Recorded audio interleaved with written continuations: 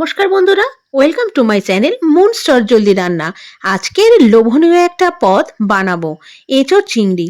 আমার ভীষণ প্রিয়।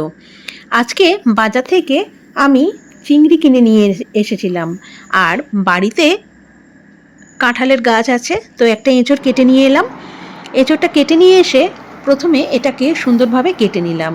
এতে আঠা আছে, তো হাতে একটু সর্ষের তেল মেখে এর গায়ের যে খোসা আছে সেটাকে ছাড়িয়ে নিতে হবে, এবং মাঝখানে একটা শক্ত একটা অংশ আছে সেটাকে বাদ দিতে হয়, দিয়ে ঠিক এই রকম ডুমো ডুমো করে কেটে নিতে হয়। মাঝখানটাতে এই যে এখানে এই যে খোলাগুলো ছাড়িয়ে নিয়েছি, আর মাঝখানে এই যে শক্ত অংশ ওইখানটা কেটে নিতে হয়। নিয়ে ঠিক এইরকম ডুমো ডুমো করে কেটে জলের মধ্যে ভিজিয়ে রেখে দিয়েছি। আর নিয়ে নিয়েছি আলুগুলোকে কেটে নিয়েছি ঠিক একদম ডিমের তরকারি যেমন আমরা আলু কাটি, ঠিক সেই রকমভাবে আলুটাকে কেটে নিয়েছি। নিয়ে সেটাও জলের মধ্যে ভিজিয়ে রেখে দিয়েছি, কেননা আলুগুলো যদি কালো হয়ে যায় তাই।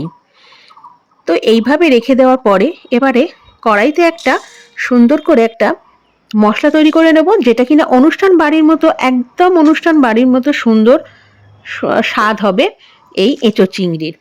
তার জন্য নিয়ে নিয়েছি 1 চামচ গোটা ধনে, 1 চামচ জিরে, আর 3টে শুকনো লঙ্কা, আর সামান্য একটু নুন দিয়ে ভালো করে শুকনো কাট করে সুন্দর করে ভেজে নেব। নিয়ে সেটাকে ড্রাই রোস্ট করে রেখে দেব। আগে ঠান্ডা করে নিয়েছি, নিয়ে আমি মিক্সিতে পেস্ট করে নিয়েছি। এবারে কড়াইতে জল দিয়ে দিলাম, তার মধ্যে দিয়ে দেবো একটু হলুদ গুঁড়ো, একটু লঙ্কা গুঁড়ো, আর একটু নুন দিয়ে তার মধ্যে আলুগুলোকে সিদ্ধ হতে দেব। এখানে 50 থেকে 60% মতো আলু আমি সিদ্ধ করে নেব।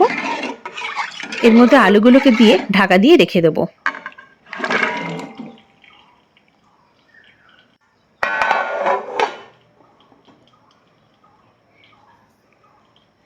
এবারে এঁচোড়গুলোকে প্রেসার কুকারে ওই রকম হলুদ এবং লঙ্কা গুঁড়ো আর নুন দিয়ে জলটাকে একটু গরম করে নিয়ে তার মধ্যে এঁচোড়গুলোকে দিয়ে দেবো।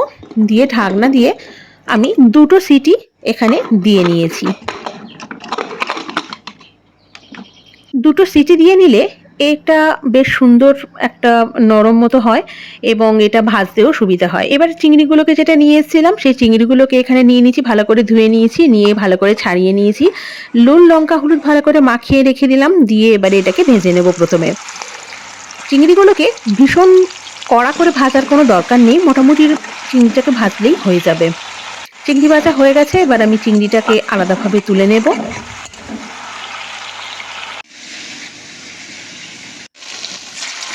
এবার যে আলুটাকে আমি সিদ্ধ করে নিয়েছিলাম 50 থেকে 60%, সেটা কিন্তু এই তেলের মধ্যে দিয়ে দিয়েছি, সরষের তেলের মধ্যে দিয়ে সুন্দরভাবে এখানে ভেজে তুলে নেব। এই রান্নাটায় আমি সরষের তেল ব্যবহার করেছি। আলুটাকে ভেজে তুলে নিয়েছি। এবারে সেটা তুলে নেওয়ার পরে এবারে এঁচোড়টাকে জল ঝরিয়ে রেখে দিয়েছিলাম, সেটাকে এবারে এর মধ্যে দিয়ে দিয়েছি। দিয়ে সুন্দরভাবে নাড়াচাড়া করে ভালো করে ভেজে তুলে নেব। খুব সুন্দরভাবে ভেজে নিতে হবে। আলুও ভাজা হয়ে গেছে এবং কাঁঠালটাও মানে এঁচোড়টাও ভাজা হয়ে গেছে, এখানে রেখে দিয়েছি। এইবারে কড়াইটিতে তেল ছিল, তার মধ্যে দারচিনি লবঙ্গ এলাচ আর 2টো তেজপাতা দিয়ে দিয়েছি। দিয়ে সুন্দর একটা গন্ধ বেরোবে যখন, সেই সময়ে পেঁয়াজ কুচিয়ে রেখে দিয়েছিলাম। এখানে বড় বড় 5টা পেঁয়াজ আমি এখানে নিয়েছি, নিয়ে ভালো করে ছোট ছোট করে কুচি করে নিয়েছি, এবং সেটাকে এখানে এর মধ্যে দিয়ে সুন্দরভাবে পেঁয়াজটাকে ভেজে নেব। পেঁয়াজটা লাল লাল করে ভাজা হয়ে গেলে তার মধ্যে এখানে আমি 5টা লঙ্কা কুচো করে দিয়ে দিয়েছি। যে যেমন ঝাল খাও সেই রকম মতো লঙ্কা কিন্তু এখানে নিতে পারো। তারপরে দিয়েছি 1 চামচ রসুন বাটা আর 1 চামচ আদা বাটা দিয়ে ভালো করে এটা নাড়াচাড়া করে নিতে হবে। রসুনের কাঁচা গন্ধ যেন চলে যায়। সুন্দরভাবে নাড়াচাড়া করা হয়ে গেলে তার মধ্যে দিয়ে দেবো 1 চামচ হলুদ গুঁড়ো, 1.5 চামচ মতো লঙ্কা গুঁড়ো দিয়ে সামান্য একটু জল দিয়ে দেবো। দিয়ে আবারও সুন্দর করে পেস্টটা তৈরি করতে হবে। মশলাটা যত সুন্দর করে কষানো হবে, মশলাটা যত সুন্দর করে তৈরি করা হবে, এই রান্নার স্বাদ কিন্তু ঠিক ততটাই বেড়ে যাবে।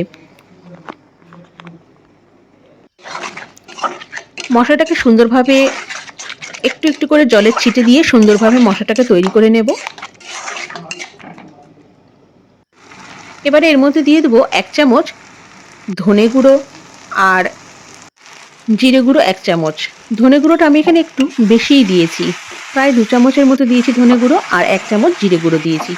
দিয়ে সুন্দরভাবে এখানে নাড়াচাড়া করে নেব এবং জলের ছিটে দিতে দিতে এই পেস্টটাকে সুন্দরভাবে তৈরি করে নেব। তারপরে এখানে এই যে তরকারির মধ্যে যে নুন, এই সময় কিন্তু দিয়ে দিতে হবে। এই সময় দিয়ে দিলে তবেই কিন্তু তরকারির টেস্টটা ভীষণ সুন্দর হবে। তারপরে এখানে আমি একটা টমেটো পেস্ট করে রেখেছিলাম, এই টমেটোর সাথে কিন্তু আমি 3টে কাঁচা লঙ্কা পেস্ট করে নিয়েছি, নিয়ে একসাথে এখানে ঢেলে দেব। দিয়ে সুন্দরভাবে আবার মশলাটা তৈরি করতে থাকবো। আগেও বলেছি, মশলা যত সুন্দর করে তৈরি হবে এই রান্নাটা ততই ভালো হবে। যখন মশলা থেকে তেল ছেড়ে আসবে ঠিক সেই সময়ে যে এঁচোড়টাকে আমি সিদ্ধ করে রেখে দিয়েছিলাম এবং ভেজে রেখেছিলাম সেটার মধ্যে ঢেলে সুন্দর করে নাড়াচাড়া করে নেব। নিয়ে আলুগুলোকেও ঢেলে দেবো, দিয়ে সুন্দরভাবে নাড়াচাড়া করে নেব। এখানে কিন্তু নাড়াচাড়া করা হয়ে গেলে, ভালো করে কষানো হয়ে গেলে সঙ্গে সঙ্গে কিন্তু জল দেওয়া যাবে না। চিংড়িগুলোকেও দিয়ে দিলাম, দিয়ে সুন্দরভাবে নাড়াচাড়া করে এখানে কিন্তু ঢাকা চাপা দিয়ে খানিকক্ষণ রাখতে হবে লো ফ্লেমে।